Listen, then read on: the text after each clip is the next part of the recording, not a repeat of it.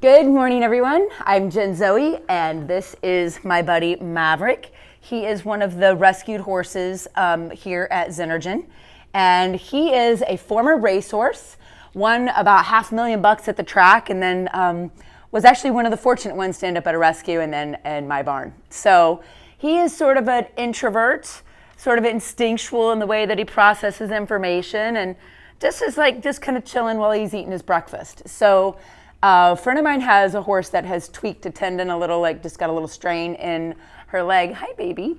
So I'm going to do a video. I was going to just say, oh, I'll send you a video on how to do a wrap. And I was like, well, why not share it with everyone else? So I'm going to share it with all of you. Yay!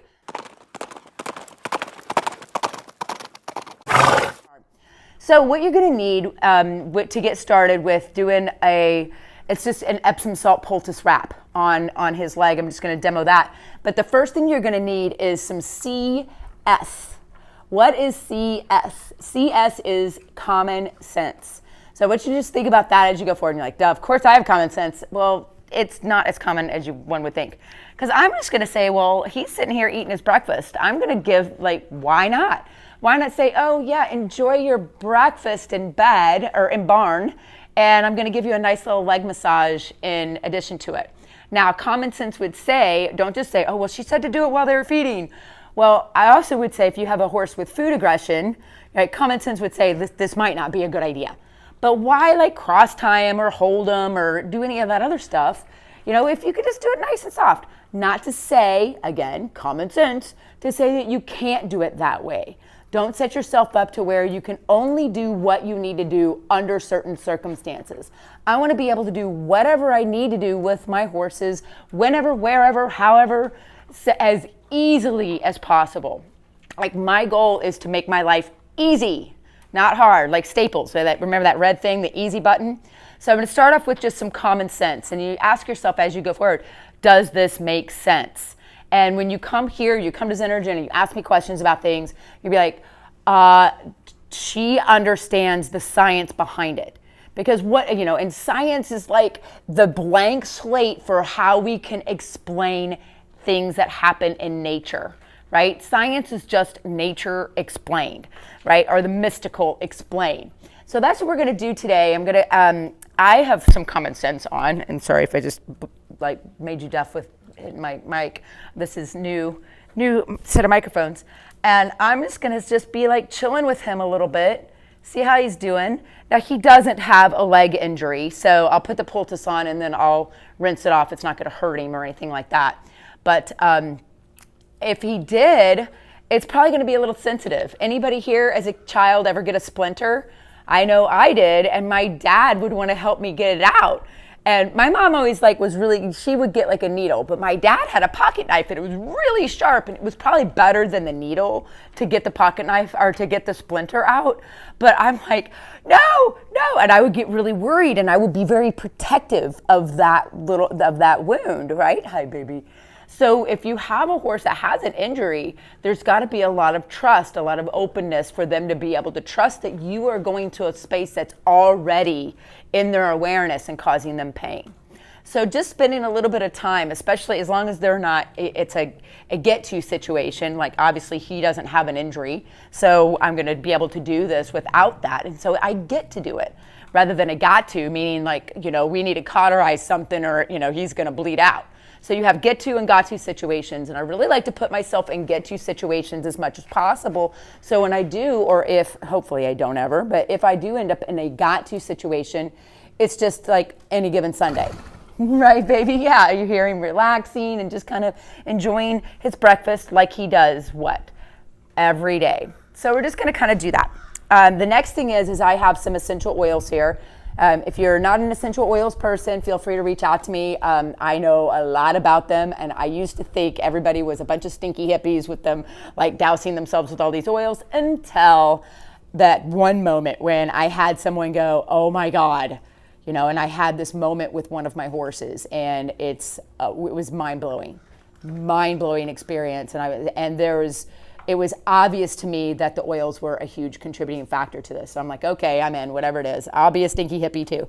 So anyway, all jokes aside, I have what's called Thieves Oil, which is a great blend, and copaiba. So I'm going to put this in, just kind of mix it in with the poultice. You can make your own poultice. We can do a DIY session about how to make your own poultice. But I get, and here's your little ingredients. So this is what you're going to need, your little recipe. I just get an Epsom salt poultice. If you're not going to do a soak, which is something different, I'll do another video on that. But this is just a poultice, and it's kind of sticky, gooey, kind of slimy, green looking stuff. It smells really winter greeny, which is actually a really good, like, kind of liniment.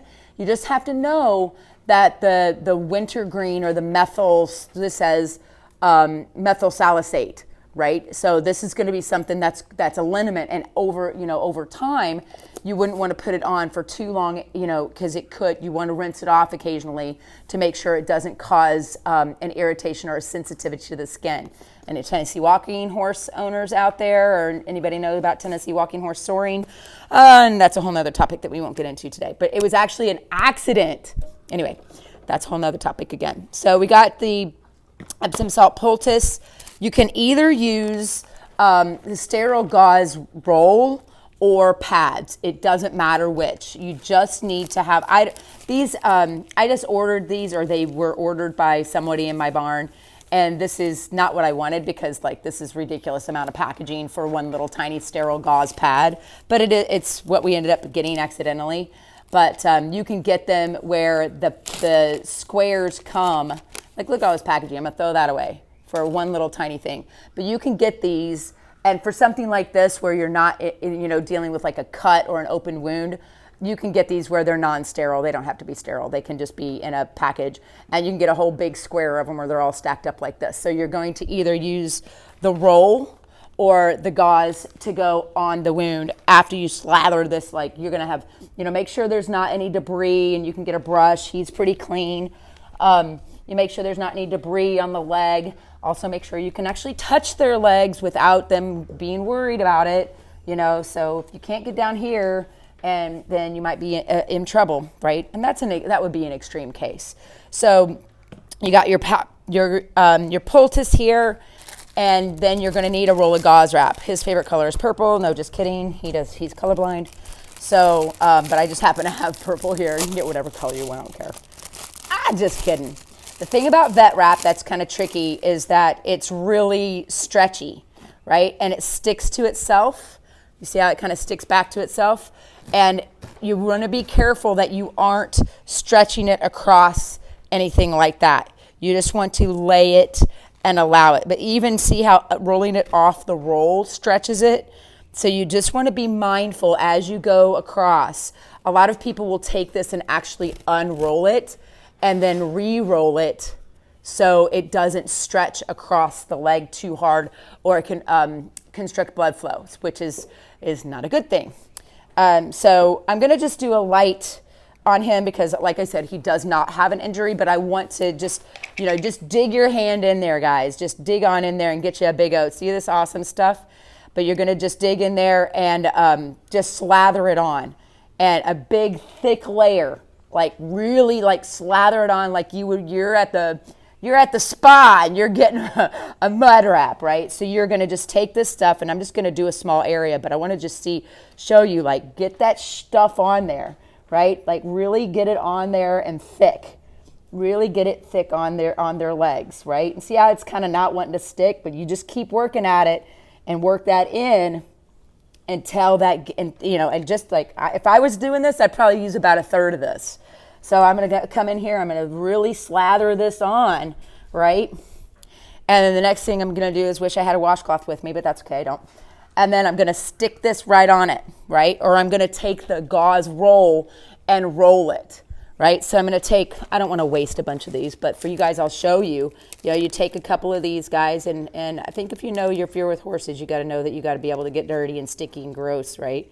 Because just like having kids, they do stuff that require that you get sticky and gross. So then, you just come in and you layer a few of these on, right? You're going to lay it on their leg and all the way around. So, because you don't want to ever put vet wrap. I can't think of a reason why. I don't want to say never, right? But I can't think of a reason why you would put vet wrap right on a wound or right on a leg, straight on a leg. So I could be, hey, if anybody, throw it in the comments if you have a reason why that would be a good idea. I'm always open to learn. So, because that's how I'm able to give to you guys. So then you're going to come in and you're going to say tendon. So we're wrapping a tendon, right? And what I mean by that is when you wrap, you're going to wrap in. So I say tendon. So wrap in. That helps you remember. You don't want to wrap out. I don't know. Ask me why. So you're going to come, you're just going to lay it, and you're going to make sure, like, see how this is already pulling off and it's not super stretchy? So you're going to come in and you're going to just lay it across the leg, tendon, right? This is a zero edit show. And then you're going to come down about a third every time and go all the way down to where you need it. See, I hold it here, kind of like brushing out your hair. You want to brush and hold ponytail, right? And then just gently lay that on. Now I got it here again. Oh, pull that wrap and then just lay it on. Now, if you get down and you're like, okay, I have plenty, whatever, you can tear this stuff. It tears pretty easy. Or you can just get a pair of scissors and cut it and then just tuck it in, right? So you can just tuck it in. So you probably would want scissors for this. It doesn't tear as easily as I thought. And then you're going to just tuck that piece in and then press it right on. But in this situation, if I have a tendon injury, I'm going to go all the way down and I'm going to wrap it really good, right? And then I'm just going to press it on there until it's where it needs to be, right? And then that's it. You're going to be, and then you're done. You press it on there and you can leave that on generally until the horse decides they don't want it on. They'll usually come in and go, yeah, I'm done with that. And remember, I'll put some of these oils on and I'll rub the oil just straight on their leg.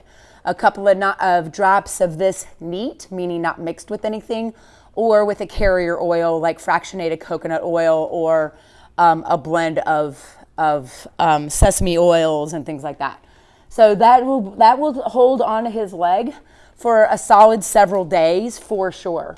Now, you notice I didn't put gauze all the way around, and you said, wait a minute, Jen, you said don't put vet wrap right on the wound. This is demonstration purposes only. Make sure that you have gauze all the way around the leg, right? That you have gauze all the way around the leg and then the vet wrap on top. I'm taking this off right away. I just didn't want to open 16 of these just for the demo. So I'll come back in and just unwrap this. See, it's all gooey. It's like that green slime crap you give to kids that makes a giant mess. But then you come back in, unwrap it, pull the gauze off. This will have gone, like, absorbed a lot of it into his leg, right? And then you can give it a nice, if you're up north, like I'm in Florida, so cold hosing's a ridiculous joke because water here is like 75 degrees. But if you're up north, you can give it a nice solid cold hose, and that will help with the swelling as well. There's soaks, there's other ways to do this, but this is an easy way to get them a poultice that'll take that inflammation out of their legs throughout the day. So you can soak it in an Epsom salt ice bath and with tall soak boots, but I'll do that demo in another video. So I hope this is helpful. I hope you learned a lot. Look at how beautiful he is. He's such a gorgeous man. I'm so grateful to have this horse in our barn to help us with not only these demos, but helping people learn about themselves through the spirit of the horse. So I hope you got a lot of value out of this video, and remember to believe in yourself. It will change your life. Make sure you subscribe to the ZenerJen channel and follow us on Facebook at ZenerJen by Jen Zoë. All right, have a blessed day and take care. Bye.